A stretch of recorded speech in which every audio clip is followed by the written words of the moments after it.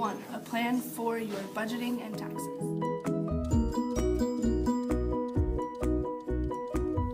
Hello, my name is Mrs. Hillier, and the students have asked me to tell them a little bit about my budgeting plan, which has changed tremendously since my son has graduated from college.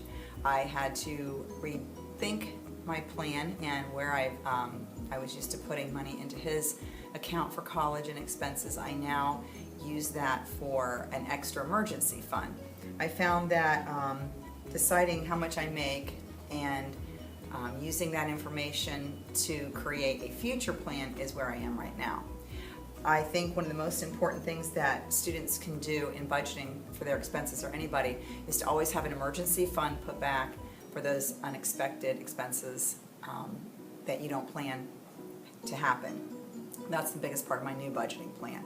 I'm also looking down the road. When I retire, I'll be making substantially less with my retirement than I am now, and so I need to plan for that and decide what I want to do with home improvements in case I want to sell my house, with where I want my money to go. And I've actually just recently sat down and looked at where a lot of my money is being wasted, where I could better save for that future time.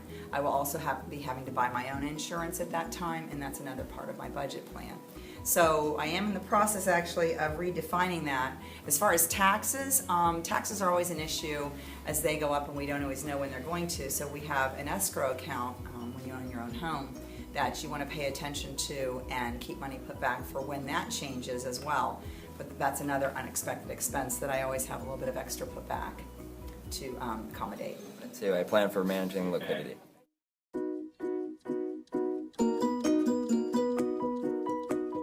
Hi, I'm Sherry Forrester. I teach government at the Delaware Area Career Center, and this is how I manage liquidity.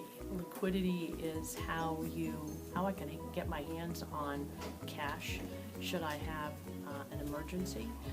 One way that I do is to keep money in checking account in case I need something like cleaning new tires, so I don't have to charge that.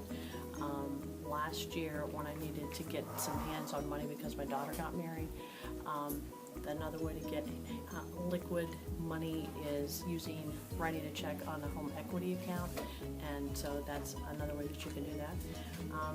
I think just planning ahead so you keep more money in your account than you might need in an emergency situation. That's all I can think of right now. Component 3, a plan for your financing.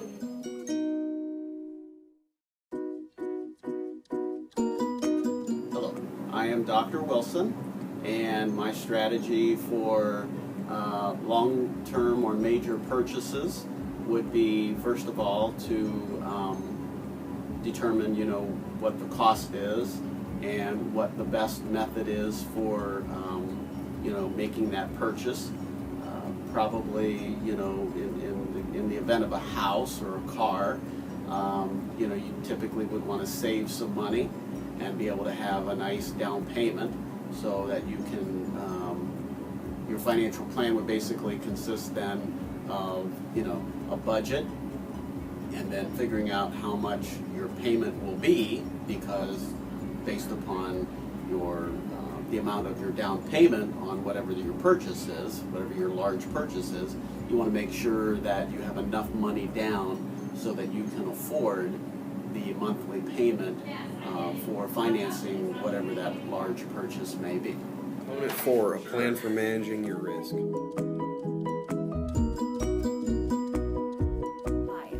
Ames. I'm a cosmetology instructor here at the Delaware Area Career Center, and there was a question posed to me about financial risk and how I take steps to prevent financial risk. And speaking personally, I've had to learn the hard way because credit card was my weakness, a credit card or 2 or 3 maybe, and I had to learn to budget on a single person's income after I was recently divorced. So with that being said, and only having one income, I had to really cut up my credit cards, which was hard to do. But in the long run, in the last 8 years, it has been a learning experience on only buy what you need with it and pay it off every month. That was one thing that I had a difficult thing learning, and I'm so glad that I had to go through that experience because I know better now. And what I try to do is save money out of my pay, every single pay, and put it in a bank account where I cannot touch it, just like my retirement account. So that's the best way I can save money. Component 5, a plan for your investing.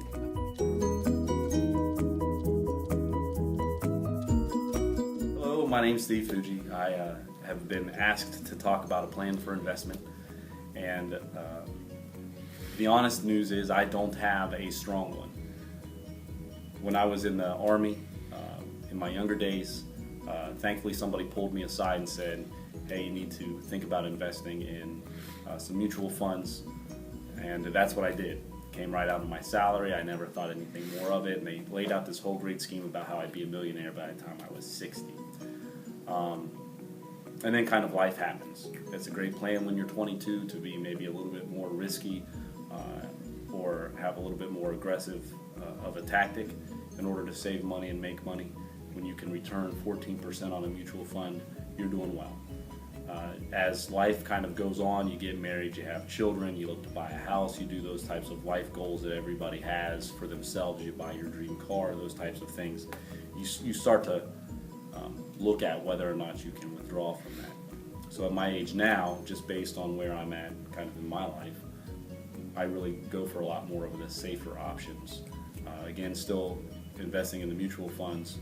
My wife is able to add to some of that through her work matching programs and different things, but I've started to shy away from the riskier types of fund strategies. I think as young adults, 17 and 18 years old, if you start to put away 7, 8, 9, 10% of your earnings now into something simple, not a savings plan, because that's going to net you very little. CDs are going to net you very little. Those are things maybe for my age and a little bit older, just because that's where it's safe and that's where it's backed by the government. If you start doing that now and you start doing it outside of getting the paycheck and then trying to deposit money in something, that's very difficult. If you're able to do it and set it up through your paycheck and through your employer, you'll never see that money grow, and from time to time over the years you'll actually shock yourself with how much money you have set aside. If you borrow from that money for that house purchase or for that wedding dress or for that dream wedding with that very important DJ or something, you can at least do that at that time. So it gives you some options. I think as I kind of look at my investment strategy now as I continue to get older, some more of those mutual funds in the bank savings accounts and those low risk items are going to be more my style. Probably not the best investment for you all. Component 6, a plan for retirement.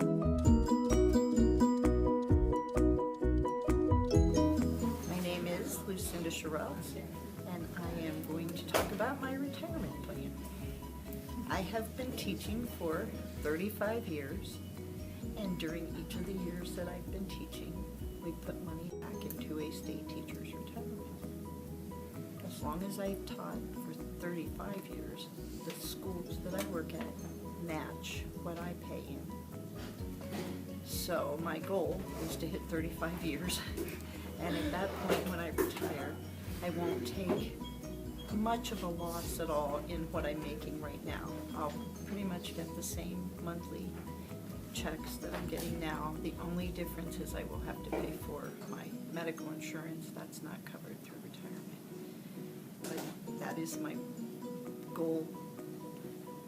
So 2 more years, and I will retire with great benefits.